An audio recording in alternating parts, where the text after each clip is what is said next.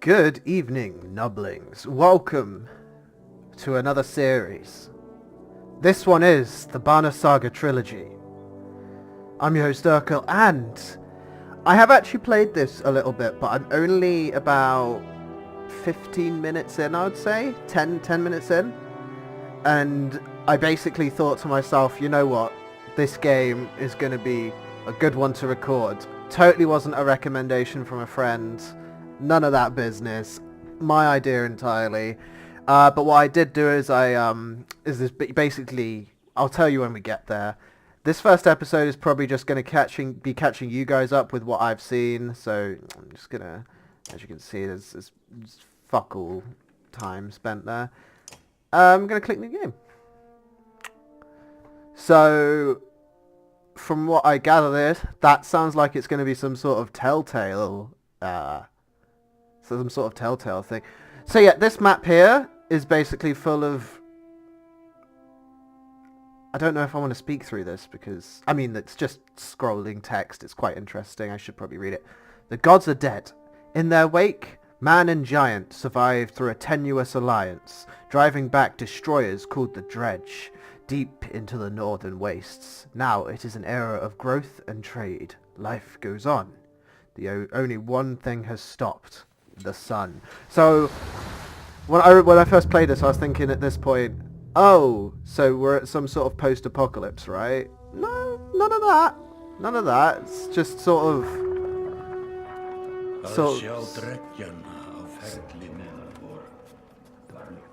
It has been several long months on the road. The first signs of snowfall accost us on our approach to Strand, largest of the trade cities on the Val-human borders, and our last collection before returning to the capital. I love this sort of 90s 2D game aesthetic this has got going on here. Stop in the sky. Though during these long you know those games that were done with like Disney drawings and shit? It has been this way.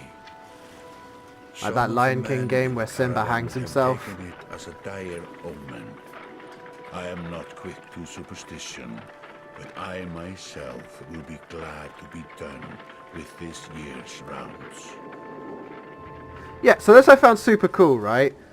We have been giants are just a thing, but they're mostly friends with humans. On the path through Ridgehorn, our road home. Our captain seems unconcerned. Perhaps he is as eager as I to be done here.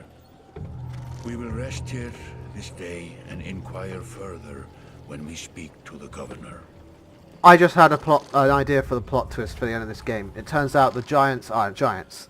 They're actually just humans. And the humans were actually dwarfs all along. So yeah, this is cool. Look at that. That's some cool aesthetic.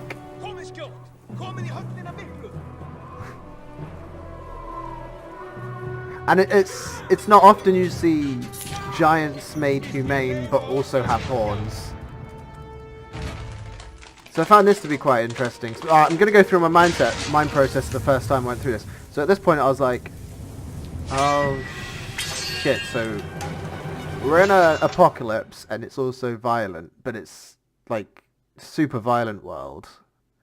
Like it at this point it's seeming a bit more of a grim fantasy. Despite all the bright colours, everything seems pretty desperate for these people. When you look at the map, there's not that many settlements either, so things just seem a little bit grim, and the land they live in just seems like shite. You've arrived just in time. The chieftain in red and his men are now looking at a tougher fight they bargained for. Can we just talk about the fact that these four people just came in here to assassinate? Most of them have died. 5 of them have died. Wait, 1, 2, 3... 4 of them have died, right? 4 of these guys have died. And they only brought 8 people to begin with, right? This motherfucker here only had 2 guards to take out the 4. 5! There's a guy here! Oh, three guards to take out well, 4 guards to take, but they did take out more. Oh, they bought a fair few. But here's the thing, right? These 4 motherfuckers, right? They think they can take on this alpha fucking male here. Look at him. He's about to be assassinated, right? And these fucking giants have showed up to save him, right? And he's so fucking confident, right? He doesn't give a fuck. He can slit all of their throats right now. He doesn't give a fuck. He's just standing there. His dogs are chill. They were ready to, like, he didn't even need to stand up. These 2 dogs would have fucked these 4 people up, right? They knew they didn't need to do anything, because this motherfucking Chad, he probably summoned these giants through force of his own fucking will. I mean, he's got a fucking polar bear. I might be playing this game while under the influence. I do apologize. I should probably get to the gameplay.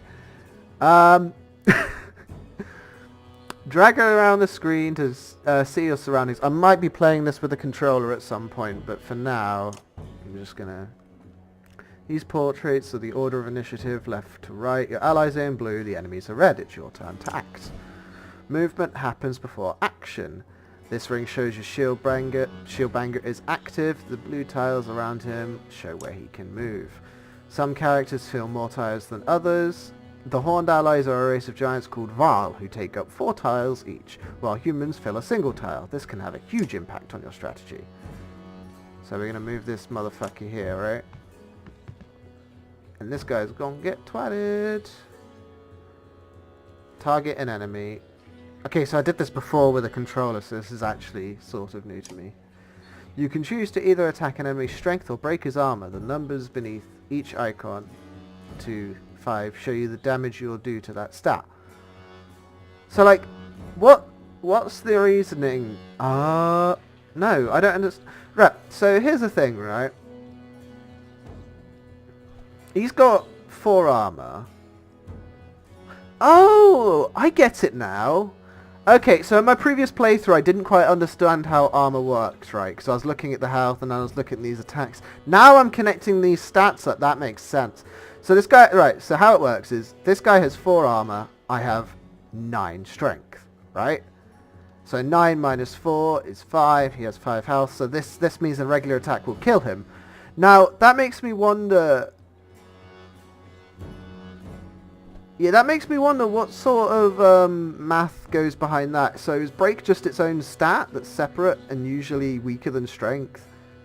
So it sort of operates on a different plane. That makes sense. Okay. That also means that killing armor seems very weak until you, I guess maybe later on you'll start getting more high armored enemies. Anyways, strength counts as both health and damage. A loss of 2 strength means you'll now do 2 less damage. So basically, you want to keep all of your people in tip-top condition, because the weaker they become, the more of a liability they can't become. If strength falls to 0, the character falls in battle. Armor blocks strength damage, but can be reduced by a break attack. By breaking armor, you open them up to taking more damage in the future. This enemy has only 5 strength remaining. A strength attack will kill him. Click the fist, blah blah blah, oh yeah. You can upgrade your attacks with willpower, but... He's down. Each time you make a kill, your renown grows, so I guess that's XP. After taking an action, your turn ends. Next up is the enemy. Turns always alternate, even if you're outnumbered. Despite being... So I wonder if that adds more depth or less depth to the situation. Despite being at full strength, the chieftain will do little damage against your shield bearer's high armor. Shield banger. Now it's your warhawk's turn. He appears to be out of range of these enemies, but all characters can use willpower to boost their actions. By clicking on the gold tiles, a character can move further than usual at the cost of 1 willpower per gold tile. Red pulsing tiles beneath your enemy show how close you'll have to get to be in range. Move your warhawk there, blah blah blah. Yeah. Standard attacks only affect a single enemy, but your warhawk has a special ability which give him a unique advantage. which in the second fight, which is the only other fight I've done other than this one, just made me fucking tear through those motherfuckers like they were fucking bread and butter. It's just, look at this bullshit. Look at this absolute horse shit. So I killed like 4 guys, I remember it. By the way, that made quick work of the chieftain's bodyguards. When there's only 1 enemy left, players enter pillage mode. So it's basically just, you've won, fucking finish them off. During pillage, each character moves in order. There are no more guaranteed turns. Check the initiative to see how the order has changed. Your allies now get to move twice in a row. If the character does not move on his turn, he can rest to regain 1 willpower. The chieftain will rest this turn. Are you sure about that? Looks like the chieftain is in some trouble. Your shield banger won't be able to finish the job with a normal attack, but willpower can be used to boost your damage. Click the chieftain's tile to attack. So we attack him, and then we're like, I'm leveling up the attack using this willpower stuff. Yeah, and then I click it back again. That is actually much more smooth in the with a controller, because you just sort of tab. It's quite nice. You just press those bumpers to level up. It's cool. Like a rabid wolf, that one. It just sits. Look at fucking. Come to this. Ugh. We fool ourselves believing that peace will last. My grandfather built all this. You know, this kind of reminds me of the CDI Legend of Zelda trilogy. Watched the gods die. Yeah. Watched the chaos that followed. Watched man and war. The animation, not the story. Even before the threats arose. All we've done is traded one struggle for another. Now that there are no more threats to war against, we war against ourselves. This chieftain meant to kill me, and he's not the first. 12 families in the city would gladly take my chair. I just loved how he just started explaining this to a bunch of fucking stranger giants. We haven't prompted him to give this exposition. Yeah, sorry, the High Chief. He just gives speeches these days. He's just frustrated and fucking goes on rants for no reason. I am in a bad way, my friend.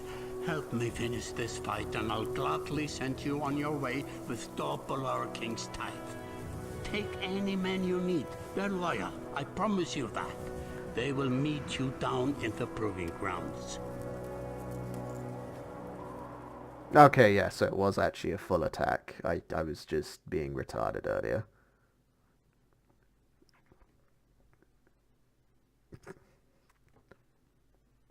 Fucking hell. You are approached by a familiar man who walks in step with you as you're leaving the Great Hall. He cuts to the chase. Yeah, by the way, where I'm at, none of this makes any sense. None of this has been explained to me properly. He cuts to the chase. Yo, what's up, G? Eric, steward of Strand. I manage the governor's business. Ubin, isn't it? It is. The governor tells me you'll be giving us a hand. Just look how fucking depressed this guy looks. He looks like he is fucking 1 foot in the grave, honestly. Yeah, I'm talking to you. I don't know. This guy just looks... Oof. What did you have in mind? Scathelings that you didn't hack up in the Great Hall scattered after you took their chieftain. The governor wants to make sure that they stay down. Was hoping you'd join me at the marketplace by the docks. Is there anyone left to worry about? If there's anyone left to worry about, I know who can tell us. Ooh. See, look, and then it's like, we've got all this pretty art, but really it's just directing me here. So I really don't know if this is just a illusion of choice game or an actual choice game, because everything so far has been very linear. Like, we had like really high numbers of these like after this second fight, but I have no idea what it fucking means. Like, that's how many people I've got, but in the fights you can only have like 3 to 4 people, so I don't know why that matters. Maybe as a different game like Total War has the management of this, and then the in the actual battles are like completely separate anyways. Let me handle this. You meander through rows of open-faced houses and eroded stores. Coloured canvases flap on a briny current. One man in particular blanches as you approach. Fuck you, cunt. Had, I'm not in the mood today. For what? Talking to an idiot. The Scatheling's chieftain bled out an hour ago, Had. So when you tell me where that what rat's anus the rest of them crawled back into, nobody's going to try and kill you this time. I don't talk to... They don't talk to me!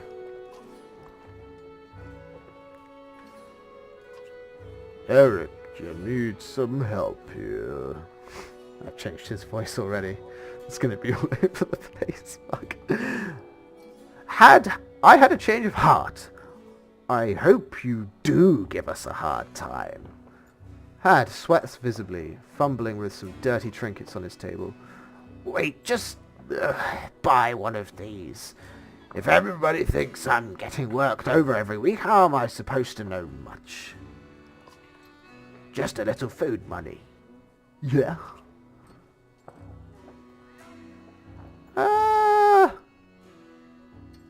Alright, that's a fair shout. Like, we're trying to get information out of him, right? And he's like, buy something so it doesn't look like I'm getting fucked over. Like, buy something so it doesn't look like you're just taking, like, you know. Alright. I'll pay him, because that makes sense. You toss a silver on the table. Both men look at you with surprise. Had gestures meekly to a variety of junk from his stool. It could have sentimental value, you know? Take whatever you like. Only thing I'd like is the name of a place. Noblemen up by the east wall, but that was months ago, last I know. Had skulks away with a wave of Eric's hand, gathering things from his hovel, disappearing for a while until this blows over, you figure. Your bodyguard steps forward. Are we done here? Grunoff, were you wearing green back at the Great Hall? This part is so fucking weird. It's like, oh you. No, just bought 'em while walking around. While you were walking around. Why? They look good, honey! Oh, I'm glad you care.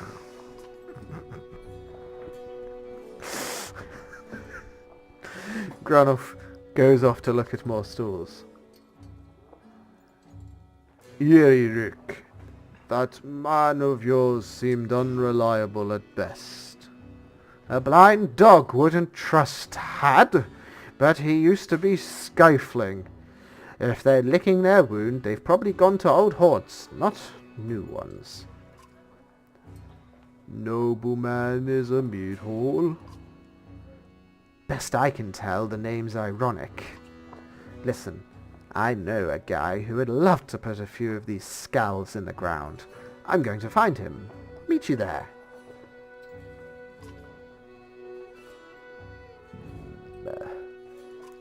Shouldn't we have something? I couldn't read it. I mean, I did read it, but...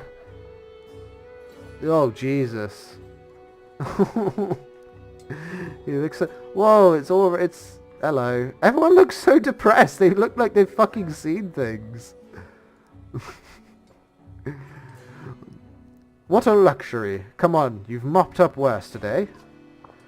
Just make sure the governor remembers his promise. Double the usual tithe. I'll remind him. Dun da da da da dun da da da da da. Oh yeah.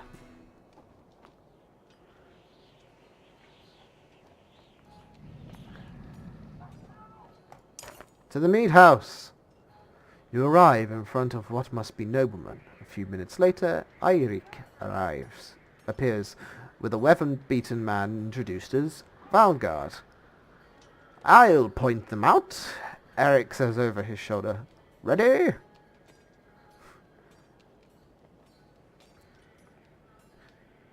You're walking through the front door? They run into a meat house, says Valgard. I'll be surprised if they can stand up right now. Okay, here we go. Valgard boots the front door open so hard it won't close again without repair. It's a bit more information than I needed to know, but alright. As you enter the hall, Erik is already at the head of a table, his axe drawn. Wide-eyed, drunken scathelings scramble to find their own weapons, turning tables and mead steins in the process.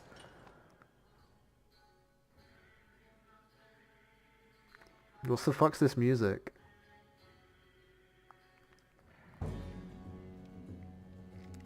Yeah, so watch this guy just carry the entire fucking fight. Oh man. What's this? Oh. Look at them. It is going to be butchery.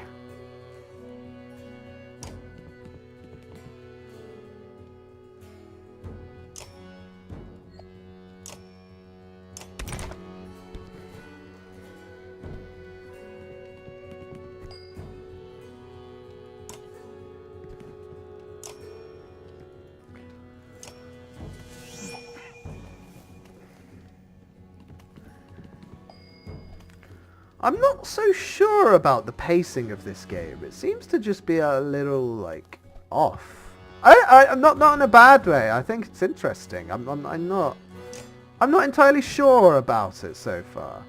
I think if it needs to add more layers than I've currently seen, but so far this is the only other fight that I've been in.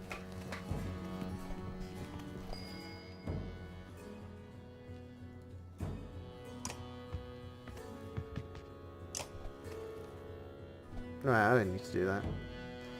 I'm not in an AoE. How do I go back?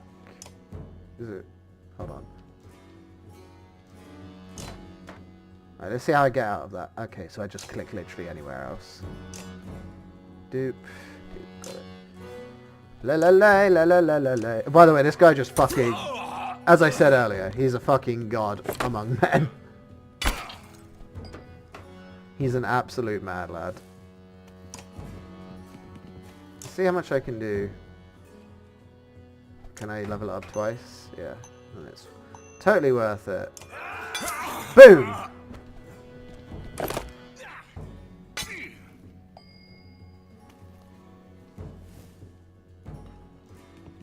So this guy is actually fairly weak. So he just stays in the back and just rallies people. Oh my god, he's actually... Okay, I don't remember him taking this much damage last time, but... Okay. Fuck. I might actually lose this guy. I'm scared. I want to save Scum, but I don't at the same time. This guy doesn't... This guy is actually really fucking weak, though, as well. It's like, why? Why are you so weak, dude? Ow! What the fuck? Stop! Okay. Okay, I might have fucked up. Your boy may be fucked up. Unless this deals damage independent to... Oh! Oh! Okay, I fucked up, boys. Oh! Oh, your boy fucked up.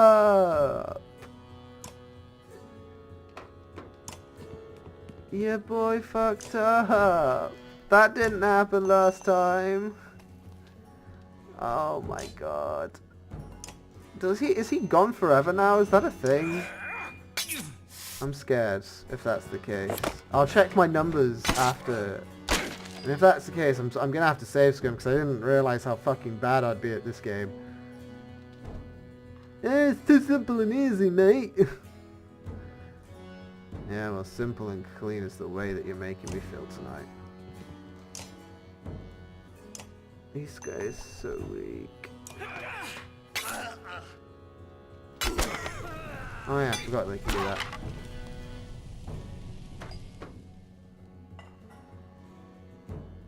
I mean, fuck this guy, to be honest.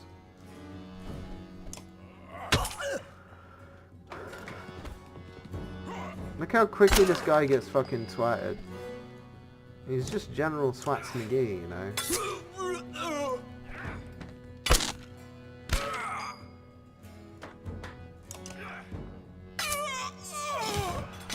Pillage mode! This guy's gonna have a bad time.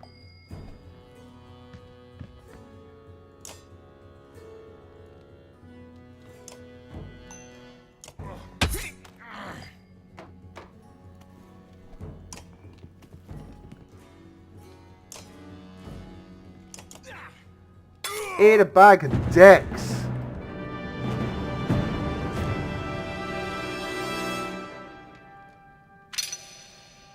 Injured in battle. No! I refuse! I refuse! I refuse to fuck up that badly so early on. Okay, I get to veto that. I'm sorry. I'm sorry. I'm gonna veto that.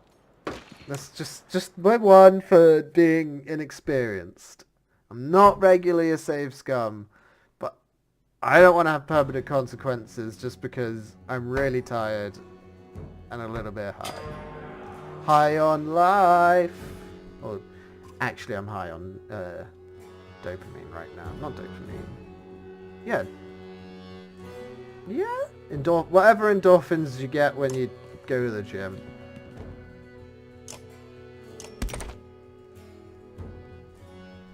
I am so fucking tired. Holy shit. Yeah, no, I'm not gonna get that guy in, because by the time it's his turn again, he's gonna be fucking twatted.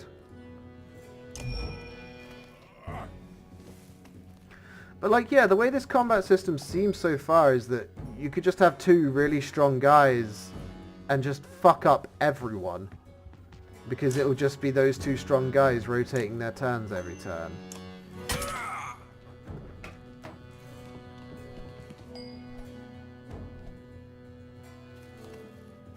I wonder if that would hit both. No. This guy's about to get fucking effed in the B. Your BF's about to get effed in the B. Wait, did I just make the same mistake twice? I did, Mr. Beauregard. I did. I'm gonna go here.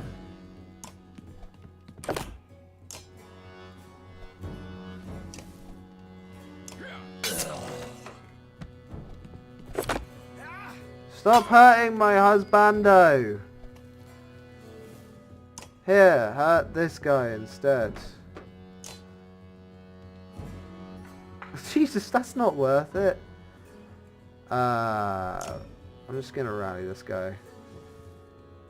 Because he needs the willpower to do his ult. No, don't hurt him. Oh my god, I'm making the exact fucking same mistakes as I made last time. Holy shit. Oh. Oh. Okay. Okay, this time he isn't completely dismembered in strength. So maybe it's worth... What? What? Oh, because the armor. The armor. Well... Wait, does that hit him? I can't even remember. Let's go. Oh my god, it did fuck all. Oh Jesus, he's gonna die again. Die Gurren Lagann. Why are they all fucking mean to my husbando? Stop! Oh my god, why is he so weak? Stop, leave me. Yay! They left him alone. Oh my god, why is this guy so weak? 'Cause these guys actually have armor, apparently. Ah, now I understand. Can I please have him have a turn? Well, they think they're blocking each other as well. I should have probably started using my willpower. Is he dead? Is this guy dead? Oh, Jesus!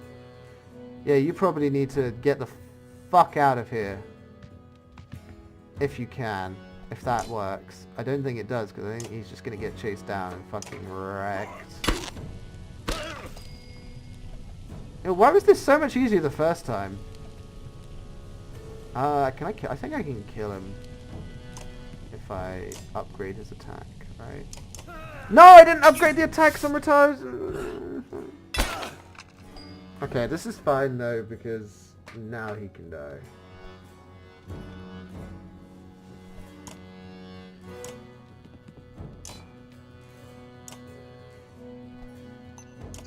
Which further leads to me protecting mi husbando.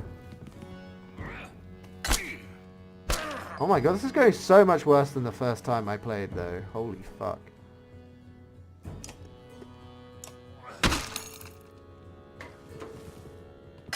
Ah! Leave him alone! Oi. Can I kill? No, I don't want to risk it. I'm getting you out of here. You need to stop. Oh Jesus, everyone else is doing pretty bad. This guy is at least. Yeah, they ain't getting by so well now. Nah, we're fine. We're in pillage mode. Was pillage mode meaning like the last guy gets a free attack? Oh my god. Yeah, this is a bit finicky. XCOM's movement is a little bit better. It's really fucking smooth. Yeah, no one died, even though this was fucking pitiful. Oh my god. Promotion! I didn't get the promotion last time. I don't remember that. That's new.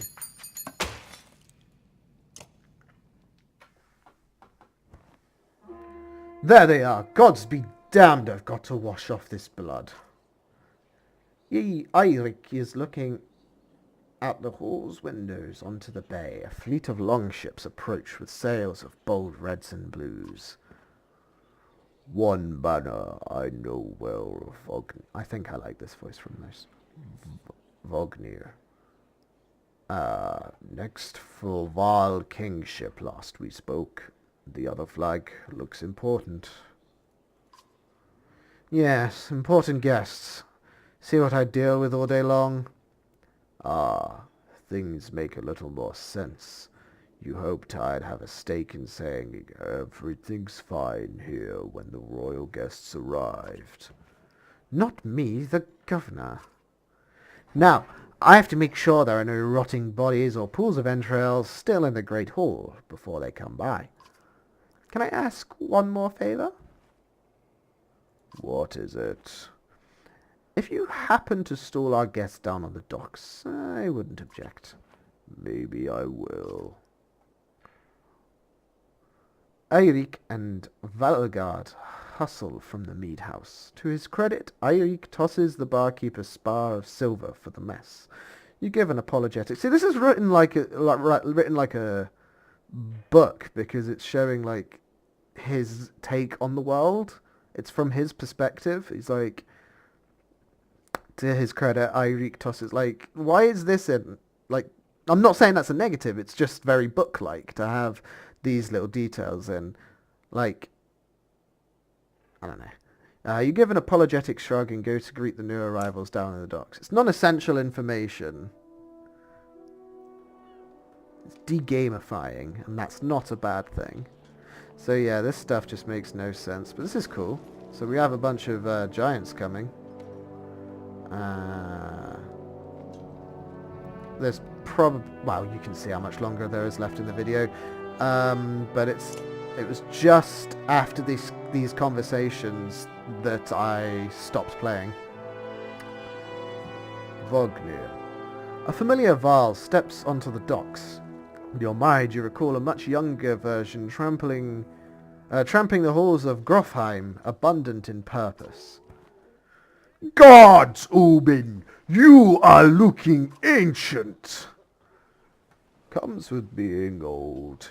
And if there is Vognir, there must be Hakon. Mister? He never shows his face fully. It's just always hidden. It's so dumb. Still bleeding tributes from the poor and stupid old yaks. At what age do you lose your sense of shame? John Deere demands it. I'll take over, lingering to death in Grofheim. Speaking of, I had no sense you were so far from home. Just returned from Aberrang, in fact. Hakon motions to the other ships in the bay. Sails still fluttering, golden wolf head emblazoned on red. The king of men, or someone on his behalf. The king's wolf. The king's son, Ludden. Don't you know Shrievener? We visit his capital, he visits ours. It's how you make alliances these days.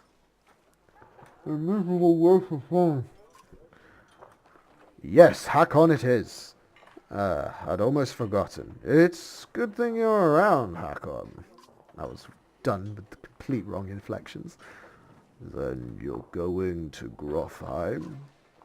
I have the distinct feeling I've finished my business in Strand and was heading there myself. We should caravan. We should. Give it a day. In better circumstances, I'd drink a week away.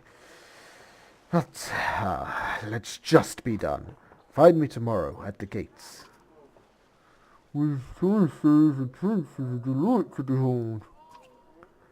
Where is Mogr? Hakon, have him find a place to put up the warriors. I'm heading to meet the governor. A host of giants depart in his wake. You recognize a few others are strangers to you. Oh, recognize a few others are strangers to you. God, I'm Danny's. I'm getting off a fine morning. See you in the morning, Sailor. I'll be along. The young prince of Man ambles from his ship. He brushes off his tunic, scanning the beach with low eyelids. Ludin looks all this world the sort of boy who grew up pulling the legs off spiders. The long road back to Grofheim should be more interesting than most years, you think.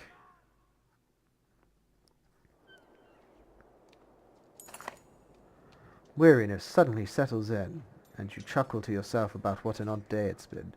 One of the governor's men at the Great Hall could find you a place to sleep.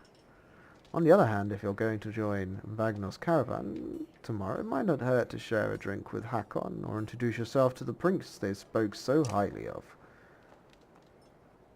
Click a talk icon to converse with one of your heroes. So this just seems like I don't want this to sound rude, but this seems very shallow so far. It's like, oh, you can do side things, but really it's just a couple of optional conversations. That's what I've seen so far. It's like, okay, here's to continue. You don't get to explore anything. Here's the continue. Here are 2 optional conversations. Like, I don't know.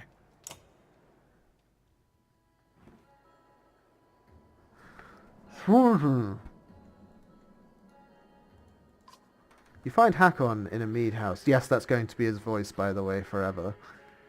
Just because of that first introduction being really weird. By the way, I love this song. It's like about Jolene or something. Jolene. Jolene. You find Hakon in a mead house, surrounded by other Varl. Strand is no stranger to Varl, but rarely they see Miss Many. Hakon waves you over. Went straight for a flagon. Nothing to only good to pass up the drink. I was invited to the governor's home anyway. You already missed the massacre. Every year I make the rounds collecting taxes. Every year it's the human settlements that give me trouble. Not a time. What this time? When I got here, the Great Hole was already full of bodies. We added a few more. I like the way he's like just a tax man. And he's old. But like, he goes into a Great Hall, sees a bunch of bodies, and immediately It's like, fuck you, I'm a giant. Someone's getting fucking twatted and it's you guys. I guess if we only lived as long as a youngster, I might guess I can make something of myself too. I say, so this is quite an interesting development. So giants live elf years, I guess. They live a long ass time. And they look down on humans because of it. Interesting development there, I found. It's not too late to start trying, Hakon. Hakon let slip a low chuckle. Any Varl could recount his deeds. Known as any Varl could recount his deeds, known as he was for cutting a swath through Dredge at Vognir's side in the Second War, and regularly since then. So that actually makes a lot of sense now I think of it like that, because sometimes I see these characters talking about stuff that on the map seems to imply to happen ages ago, but yet the humans seem to talk of it as like as in something they're used to. It's something they've grown up with. You know, it's a part of their culture. I don't know. Like the sun stopping, like that makes me think, because the giants speak of the sun stopping as something they remember and they've saw it happen, and then the humans speak of it as something that's like, again, something that's just part of their life. So I don't know. We'll find out the timeline in more detail as the game goes on, I guess. I'm a glorified bodyguard. Not an point. Just another reason to get back to Growthheim. Soon enough, I'd imagine. Why am I American now? I am Morgan Freeman. You drink until the meat house becomes overbearing, then step back into the cool air outside. Just kicked right the fuck out.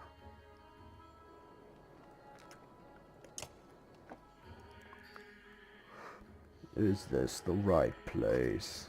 You find the prince at an inn. Guards blanket the building, include a sharp-eyed Varl who must be working for Ludin. A woman in red eventually waves you over and stands nearby, arms crossed. Greetings, Prince Ludin. Yes, you're with Vognir. I don't remember you. Not exactly. I've known Vognir for a long time. I'll be joining you back to Grofheim with my guards. Ludin looks up for the first time. The woman doesn't react. Why? I work for the king, carrying tithes to the capital. We crossed by chance. Oh, a tax collector. Fine company. What do you want?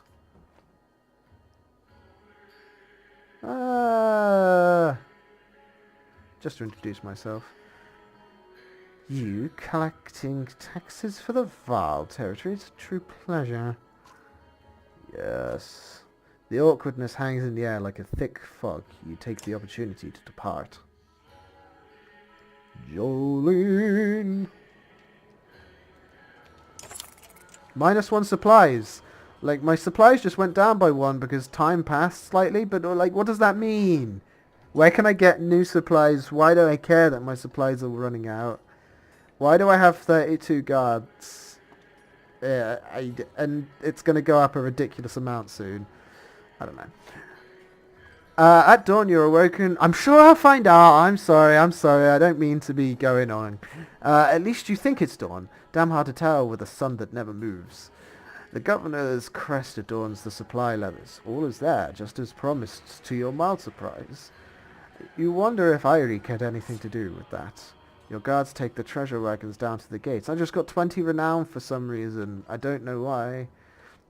Vognir is already here. A while later, Ludin and his men appear, groggy and dishevelled. Moger steps forward, Vognir's quartermaster, if you recall correctly, in charge of the unwieldy entourage of warriors. You only know him in passing. He asks if you're ready to depart. We're ready. You follow Moger and join the others. Usually, the smaller doors set into gates would be enough to enter or leave the city, but the town guards have been told to push them open entirely. They mutter things under their breath that are best not heard. Perhaps the governor expected you to draw a crowd, but nothing of the sort. Just frustrated, tired people. It summarizes Strand as a whole, you think?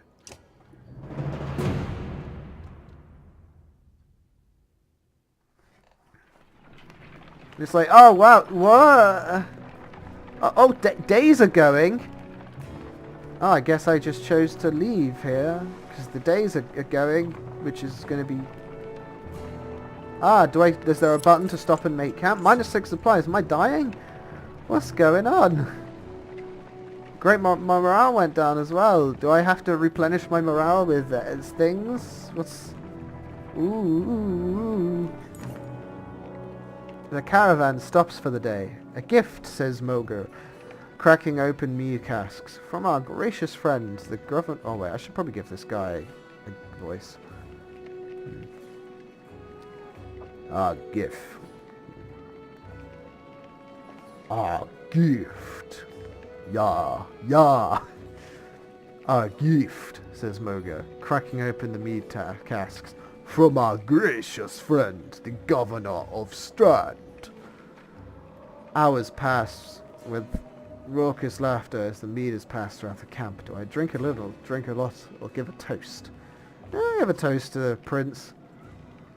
You raise your drink, toasting the alliance between man and Varl. The others join in. Ludin's expression is like a stone wall, but the others laugh at your exaggerations. Oh, I'm being cheeky, am I? Eventually you sit down beside Vognir. I'm gonna go have a chat. Thanks for the speech, slurs Vognir. Man, what are these ethnic slurs? Looks like you didn't have to miss out after all. Thanks to Mogir, I thought the damned governor would never shut up. Did he give you the history of his entire family? He tried. Then he asked me to clean up his mess for your benefit, turns out. If I had given the job to you too, God says no joy in politics. Speaking of, what happens after the business with Ludin? Hopefully the boy goes back to Aberrang on his own, and I can take out my frustration on a dredge or something. Starting to sound like Hakon. You don't like the life of a diplomat. Ha ha! Don't you miss the fight, Ubin? You down your mead instead of replying. Vognir slouches and shakes his head. There's no great joy in killing Dredge, but pretty sure this nonsense is some scheme between the two kings to force some kind of lineage. Used to be warriors would follow you for what you've done. Isn't that why they follow you now? Is it? Or is it because I'm next in line? These lines are getting muddy, old Varl. They have always been muddy, Vognir. Vognir stares into the campfire, lost in thought. You leave him to it. And... just after this bit. You rise groggily to the campsite, a casualty of merriment. The campsite is a casualty of merriment. Moger is already kicking warriors awake when you spot Ludin stalking your direction. He sidesteps sleeping bodies. Better wake up. You nudge Vognir. You're needed. Ah, it's Ludin. Always a pleasure. You look well rested. Vognir releases a caged yawn and receives a hard-eyed stare in return. How long to Groffaun? Ha! We're only 2 days out of Strand, you know. Come, I'll show you on a map.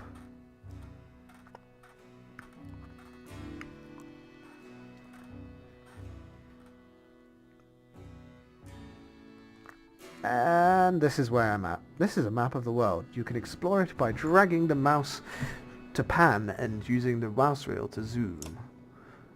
The location of your caravan is indicated here by Ubin's icon. The world map is covered with many locations and hold much lore. You can explore the map at any time, clicking on locations for more information. So basically I spent about an hour and a half basically looking at the map and clicking all the lore points and stuff. In short, completely inhospitable. Mostly inhospitable, but giants can sort of make it there. Mixed giant and human territory. So like human capital territory. Secondary human capital. This is like, so basically this was a giant ass country, and then the country got too big and some people were like, yo, we're gonna make our own country of blackjack and hookers. Nothing hostile between the two countries, just we don't like your way of doing things, so we're gonna migrate. And they migrated, and now there are these two cities, which is cool. Mainly humans. Then the further you go down here, this place is kind of disgusting because of this, which is basically just a big old swamp. There are some people that live here, but like this is swampy, but you know, you get swamp people doing swamp things, right? And then this is just, people don't even explore it. Like people don't even go out into the sea. Like they don't even sail out this way. Like you have a few people sailing that way, a few people sailing that way. Honestly, the world is actually quite grim. Like there aren't that many cities and all of that. And then you think, okay, well, I guess this is just focusing on one Viking-ish Nordic area. And then, nope. Because down here, this is the plains, and these just stretch on and on and on with nothing of real interest. Oh, and they belong to centaurs who aren't friendly with humans. So, good shit. Good shit. So basically, humans and giants are forced to live in Viking land, which I guess isn't the worst place. Oh wait, no, because there are fucking demons the further north you go that used to be everywhere, but we actually fucking pushed them back. But yeah, so that's that. Thanks for watching this episode. I'll see you in the next one. Bye.